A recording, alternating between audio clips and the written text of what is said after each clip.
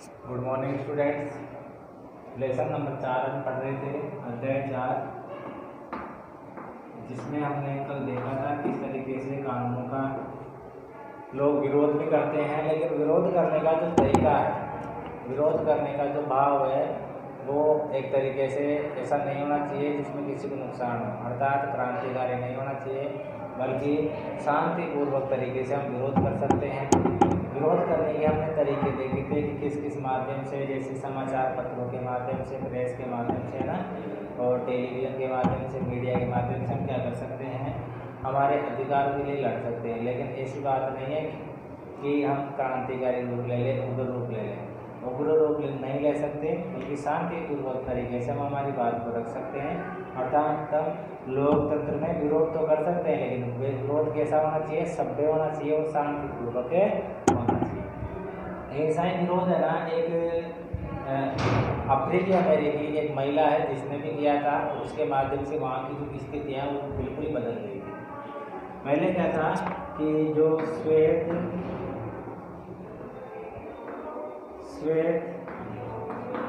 तथा अश्वेत, श्वेत तथा अश्वेत, अर्थात श्वेत का मतलब है गोरे, अश्वेत का मतलब है काले।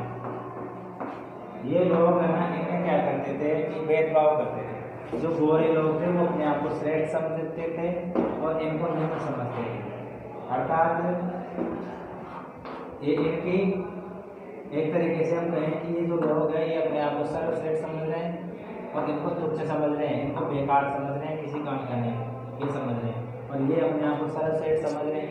तो उसी स्थिति में क्या है कि ये जगह जगह में टकराट होगी। तो इनके क्या है कि स्कूल, कॉलेज, हॉस्पिटल,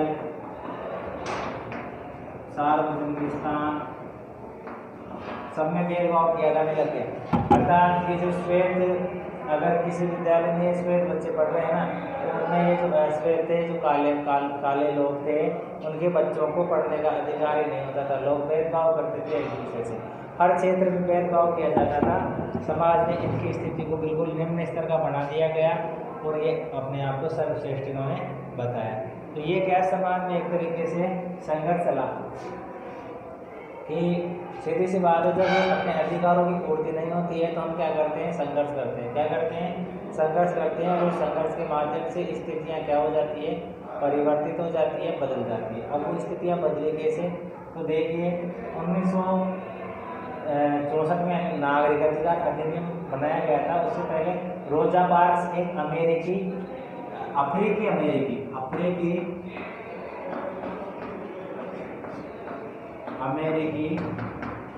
महिला, ठीक है, अफ्रीकी अमेरिकी महिला, रोजा पार्क्स 1 दिसंबर 1955 की बात है, जब वो बस में बैठी हुई थी तो एक श्वेत व्यक्ति था, उसने कहा उठने के लिए, तो उसने मना कर दिया। क्यों मना कर दिया, क्योंकि उसे पता है कि सभी व्यक्ति समान होते हैं, उनमें किसी प्रकार का रंग के आधार पर भेदभाव नहीं होना चाहिए, और रंग के आधार पर किसी प्रकार का कोई भेदभाव नहीं है। इसलिए उसने क्या किया कि उसने मना कर दिया कि वो बस में से नहीं उठेगी। तो उसके बाद में और जो दूसरे लोग थे उन्होंने भी कहा बस में उठने के लिए, लेकिन उसने मना कर दिया। उसने मना इसलिए कर दिया, उसने ये तर्क दिया कि काले और गोरे कुछ नहीं होते हैं, जो नियम होते हैं वो सभी के लिए बराबर होते हैं, एक जैसे होते हैं, तो इसमें किसी प्रकार का भेदभाव नहीं किया जाना चाहिए। ठीक है, भेदभाव नहीं किया जाना चाहिए। इसलिए क्या है कि भेदभाव नहीं किया जाना चाहिए, इसलिए उसने मना कर दिया। उसके बाद फिर स्थितियाँ परिवर्तित हुई। 1964 में इसके आधार पर एक आंदोलन चला, जिसे हम कहते हैं नागरिक अधिकार आंदोलन। 1964 में कब चला, 1964 में एक आंदोलन चला जिसका नाम है नागरिक अधिकार आंदोलन। और इस आंदोलन के माध्यम से फिर क्या है, एक अधिनियम बनाया गया जिसको हम कहते हैं नागरिक अधिकार अधिनियम। क्या कहते हैं, नागरिक अधिकार अधिनियम। क्या कहते हैं, नागरिक अधिकार अधिनियम के नाम से उसको हम जानते हैं। तो नागरिक अधिकार अधिनियम चलाया गया, तो इसके माध्यम से क्या है कि लोगों को स्वतंत्रताएं प्रदान की गई, क्योंकि आप जानते हो सभी लोग एक जैसे हैं, उनमें किसी प्रकार का कोई भेदभाव नहीं होना चाहिए और होना भी नहीं चाहिए, क्योंकि व्यक्ति जन्म से क्या होता है, समान होता है। यूरोप के जो कई दार्शनिक है उन्होंने बताया है कि व्यक्ति क्या है, जन्म से समान होता है।